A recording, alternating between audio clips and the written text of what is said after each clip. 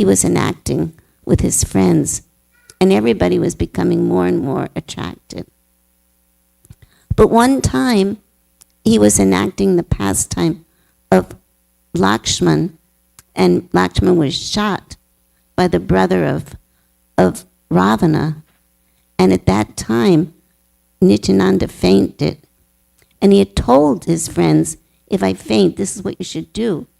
But when he lost consciousness and he fainted, everybody was just crying and crying, my Nitai, he's not breathing. And then the parents came and everyone was besides himself.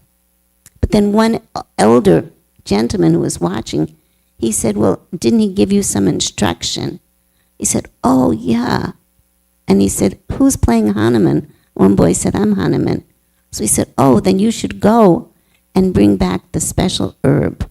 So we know Hanuman, he can't actually know the herb, so he was bringing a whole mountain back. So in that pastime, it takes place and Nityananda comes back to consciousness and everybody feels so relieved.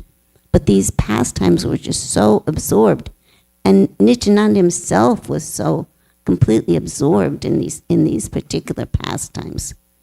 So he was showing actually his position as Balaram, as Lakshman.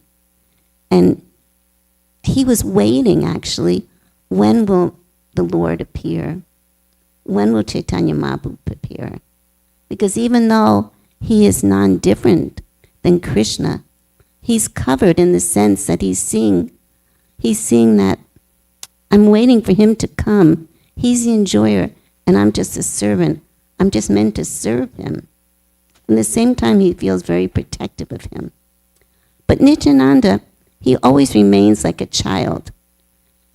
He was put in the house of Srivas Thakur, and he was still like a child drinking milk. But we're not there yet. So he's very much at home. Everybody's loving him. He's having beautiful pastimes. Padmavati and Hadai Pandit are so happy with their beautiful son. Everybody's just absorbed in complete ecstasy. Then one day, lo and behold, a Brahmin comes, and he's getting older, Lakshmipati Tirtha. And he says, well, first he comes, and of course, Hadai Pandit and Padmavati served him very nicely. That's the culture. Even an unexpected guest comes, you serve them nicely.